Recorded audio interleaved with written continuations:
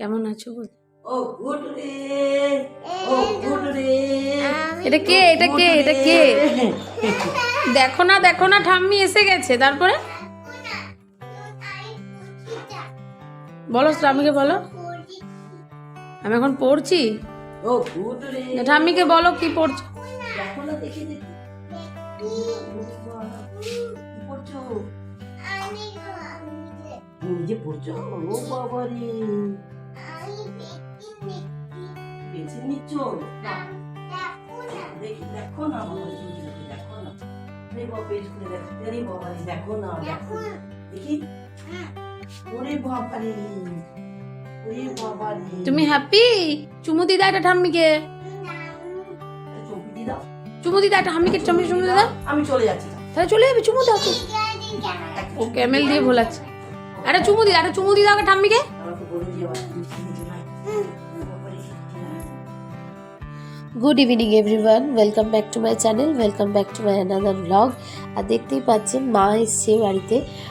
মা অনেকদিনই এসছে কলকাতায়। মায়ের এবার একটু প্ল্যান ছিল, সেই জন্য মা আগে এখানে চলে আসেনি।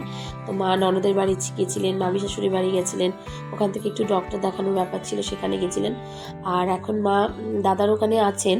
তো মা কয়েকদিন পর আবার এখানে আসবেন, কিন্তু আজকে হঠাৎ করেই মাকে সন্ধ্যাবেলায় আসতে হয়েছে, কারণ আমাকে বাপের বাড়ি বেরোতে হবে।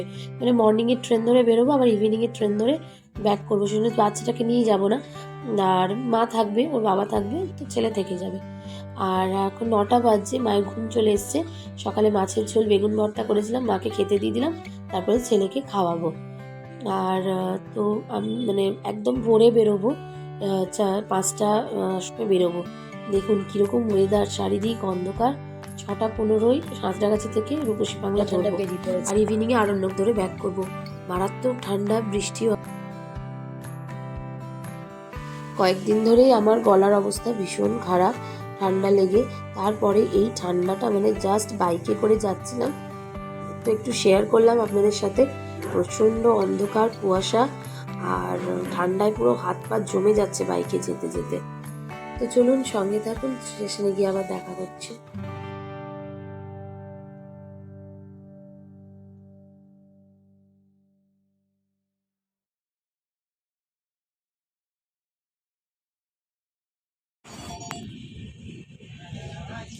যেহেতু সাডেন প্ল্যান করা হয়েছে, মানে প্ল্যান না, আমার বাবাকে হারানোর পর কিছু অফিসিয়াল কাজের জন্য আমাদেরকে বিষ্ণুপুর আসতে হয়েছে, সেজন্য রিজার্ভেশন ছিল না। আর বোন এত ক্লান্ত, বোন ঘুমিয়ে পড়েছিল। এখন আমরা আছি বিষ্ণুপুর কোর্টে। কোর্ট থেকে যাব ট্রেজারি অফিস, এটা হচ্ছে বিষ্ণুপুর ট্রেজারি অফিস। কি সুন্দর দেখুন, ফুলগুলো সাজানো হয়েছে। আমি, মা, বোন, মানে আমরা 3 বোন আছি এখানে। আর এটা হচ্ছে ট্রেজারি অফিসের ঠিক উল্টো দিকে যদুবট্ট মঞ্চ। বিষ্ণুপুর তো যারা মানে দেখেছেন তারা জানে, খুব সুন্দর ঘোরার জায়গা। আর আমাদের মনের অবস্থা সেরকম ভালো নেই, জাস্ট কাজগুলো করতে হবে। আর মা বসে আছে, বোন বসে আছে, বোন কান্নাকাটি করছিল, মেজ বোন, ছোটো বোন সবাই। আর তার মধ্যেখানে আমি একটুখানি শেয়ার করে নিলাম আপনাদের সাথে এই মুহূর্তগুলো। তো চলুন, কাজটা কমপ্লিট হয়ে গেলে আমরা 3টে নাগাদ আবার ব্যাক করার ট্রেন ধরবো। আর এগুলো এত সুন্দর সাজানো ছিল বলে একটু শেয়ার করে নিলাম। আর ঠিক উল্টো দিকে বিষ্ণুপুরের চিলড্রেন পার্কটা ছোটোবেলায় আমরা ভীষণ এসেছি, কিন্তু এখন আরও সুন্দর করে সাজানো হয়ে গেছে। তো এই হলো ব্যাপার। সকালবেলায় বাড়িতেই ফার্স্টে এসেছিলাম, 9:30টায় ট্রেনটা ইন করেছিল। তারপর বাড়িতে ঢুকে যেটা হয় আর কি, ভ্লগ শ্যুট করার কোনো মুড ছিল না, ভীষণ কান্নাকাটি করছিলাম বাবার জন্য। ফার্স্ট টাইম বাপের বাড়ি এলাম আর বাবাকে দেখতে পাচ্ছি না, তো সেই জন্য মনের অবস্থা খারাপই ছিল। তো এখন যেহেতু 2:30 বেজে গেছে, মা খুব জোরাজোরি করছে যে কখন সকালে বাড়িতে ভাত খেয়েছিস, একটু করে ধোসা খেয়ে নে। তো ওই জন্য মা আমাদের 3 বোনকে, আর মা খেতে চাইছিল না, আমরা জোর করে মাকেও বললাম তুমিও খেলে আমরা খাবো।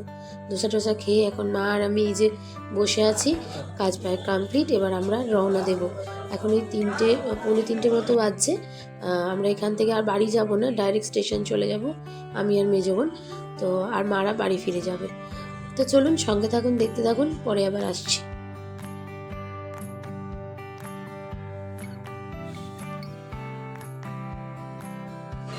এখন বাজে 3:10, আর 3:52-তে ট্রেন আছে আরণ্য। তো আমি আর বোন চলে এসেছি, বোন কিছু কেনাকাটা করছিল। আর এখানে দেখুন এটা হচ্ছে বিষ্ণুপুর স্টেশন।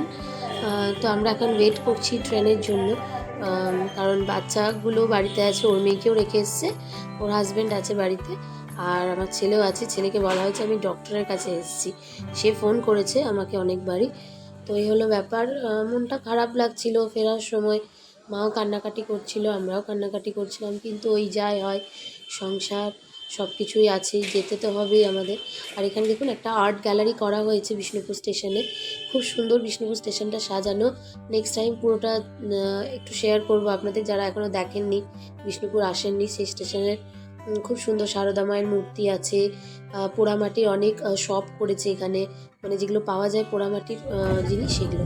তো এখন ট্রেনে উঠে গেছি আমরা। ট্রেনে ভীষণ ভিড়, যেহেতু বললাম যে সাডেন প্ল্যান, কোনো রিজার্ভেশনের ব্যাপার ছিল না, সেই জন্য মেদিনীপুরের কাছে এসে আমরা সিট পেলাম। এতটাই ভিড় আর ভীষণ কুয়াশার ওয়েদার।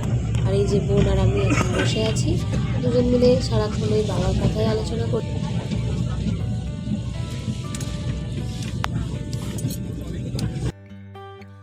তো এখন বাজে 9টা, আর আমরা নামলাম সাঁতরাগাছি স্টেশনে।